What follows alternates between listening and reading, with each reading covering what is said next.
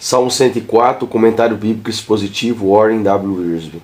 Trata-se de um hino magnífico, celebrando a glória do Criador e a grandeza extraordinária de sua criação.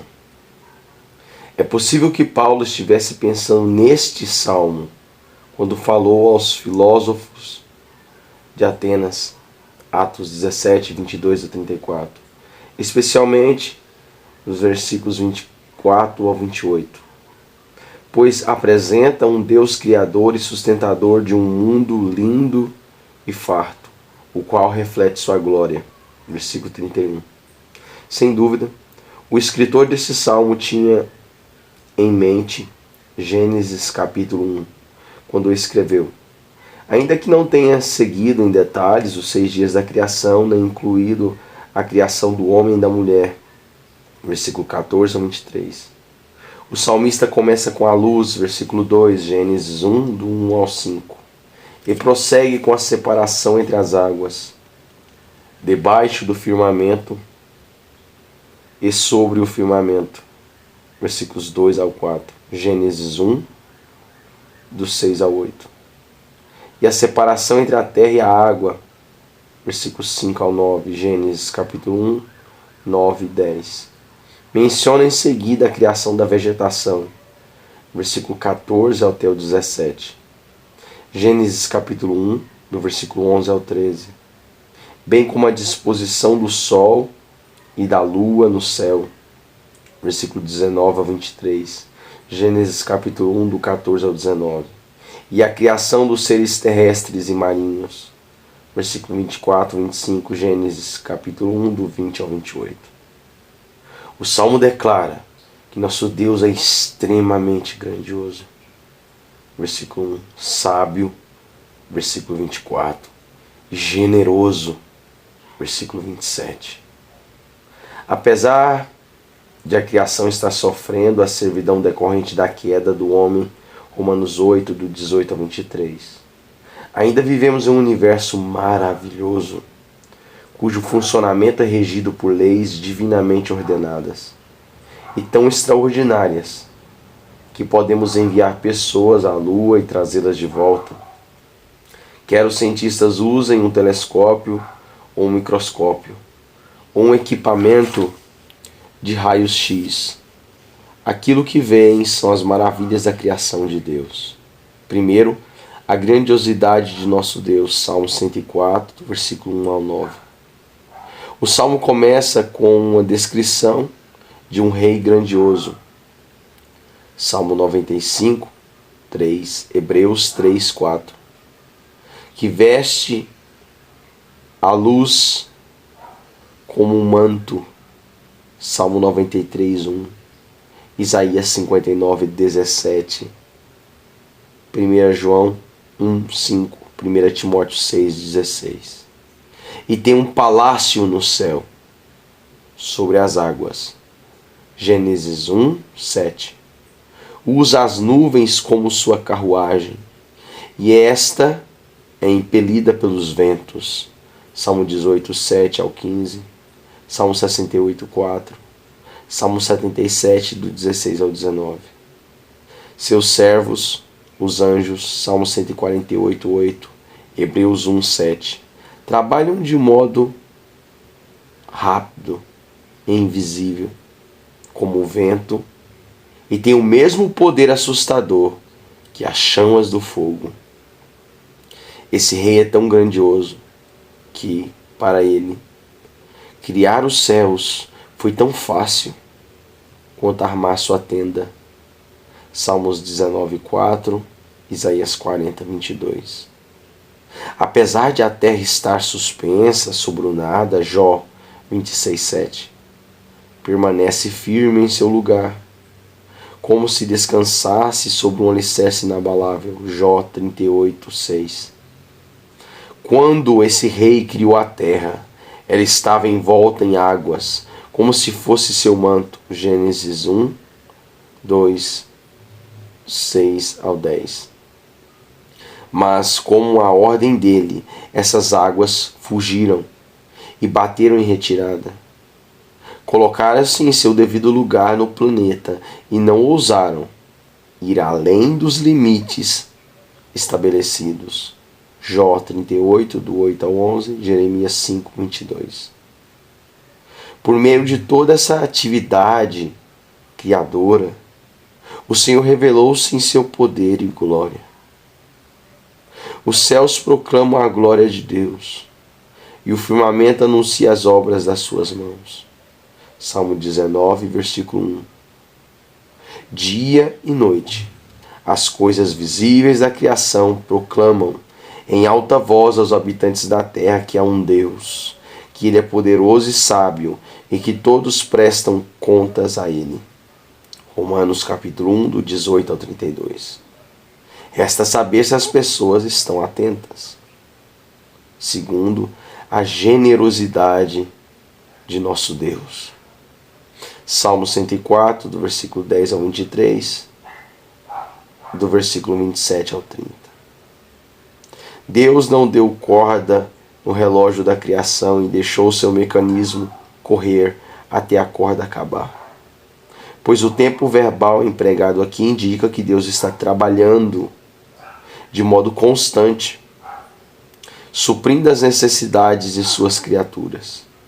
Observe a ênfase sobre a água, tanto das fontes, versículo 10, quanto da chuva, versículo 13, lembrando que a água é um bem precioso no Oriente Próximo. Os montes, versículo 13, são uma referência às regiões mais elevadas, onde crescem as lavouras de cereais, Salmo 76, 16, Deuteronômio 11, do 10 ao 12. Deus não apenas provê a água para a vegetação, mas também alimento para as aves e animais, versículo 14, 21, 27 e 28. E as plantas e animais suprem o alimento necessário para os seres humanos.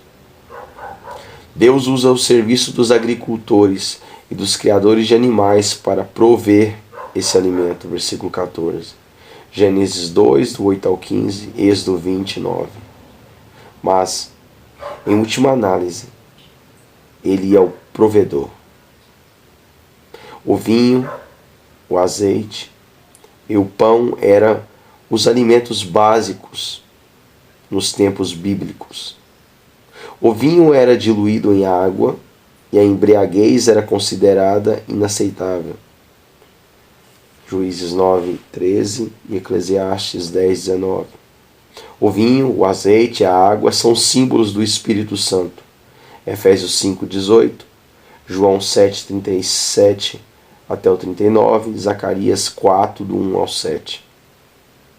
Enquanto o pão se refere ao sustento provido pela palavra de Deus, Mateus 4, 4. A natureza é repleta de verdades espirituais que Deus deixou gravadas em suas páginas. Porém, sem os dias, as noites e as estações, a terra não poderia produzir, daí os louvores a Deus pelo sol e pela lua. Gênesis 1, do 14 ao 19. O calendário religioso hebraico era elaborado em torno das estações do ano. Levítico capítulo 23. Também havia comemorações mensais especiais. Êxodo 12, 2, Números 10, 10, Números 28, 14, 1 Crônicas 23, 31. Sem o ciclo de dia e noite e a sequência das estações, a vida cessaria. Tudo tem o seu tempo determinado e há tempo para todo o propósito debaixo do céu. Eclesiastes 3:1. A criação toda se volta para o Senhor, na expectativa de que Ele supra suas necessidades. Versículo 27 ao 30. O que Ele faz com muita generosidade. Porém, os seres humanos criados à imagem de Deus acreditam que podem se virar por sua conta própria. No entanto, Deus provê até o ar que respiramos e, quando determina o momento de nossa respiração cessar, e quando determina o momento de nossa respiração acabar, a vida chega ao fim.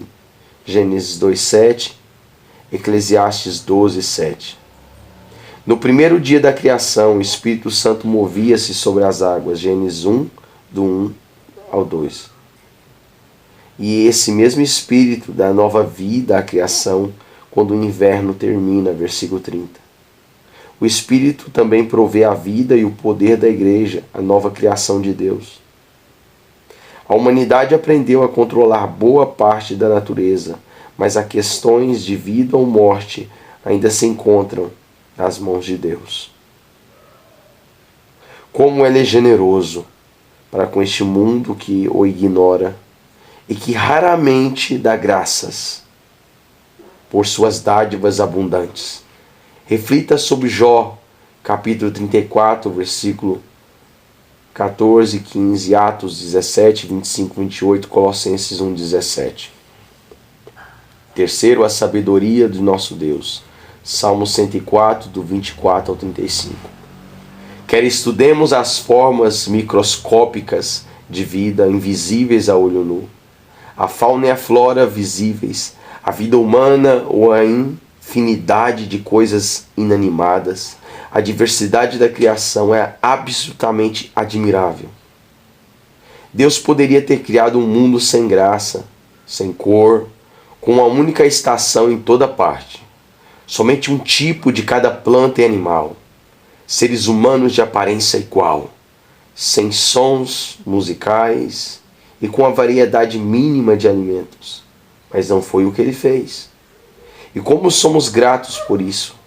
Somente um Deus sábio poderia ter planejado tantas coisas diferentes e somente um Deus poderoso seria capaz de fazê-las assim existir. Cheia está a terra das tuas riquezas, versículo 24.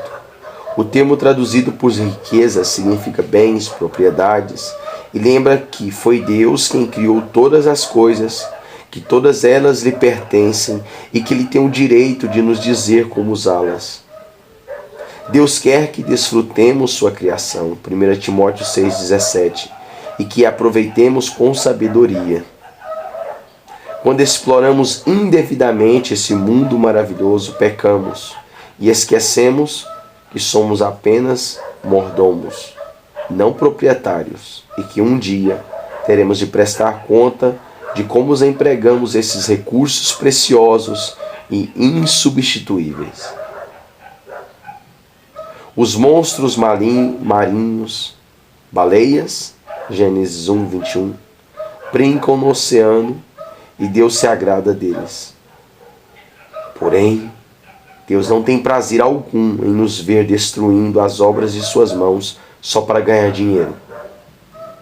A criação se regozija com o que o Senhor fez, versículo 26. E a humanidade também deve se alegrar, versículo 15. O povo de Deus em especial tem motivos para se alegrar, versículo 34. E o próprio Senhor se regozija com suas obras. Sabendo de tudo isso, sobre Deus e sua criação, temos sérias responsabilidades a cumprir. Sendo que a primeira delas é glorificar o Senhor, versículo 31, versículo 32, a começar com o nosso próprio corpo e mente, nossas aptidões e bens. Devemos aceitar com gratidão tudo o que Deus nos deu, expressando sua bondade e usando todas essas coisas para glorificar o Senhor. Não para nos satisfazer, Romanos 12, 1, 2, 1 Coríntios 4, 7. Em segundo lugar, devemos louvar ao Senhor, o Criador. Que dádiva maravilhosa é a criação. Precisamos voltar a cantar hinos e a parafrasear os salmos que exaltam a Deus, o Criador. Quanto mais agradecemos a Deus, menos exploraremos indevidamente suas dádivas. Em terceiro lugar, devemos meditar sobre a criação e nos regozijar nela. Versículo 34.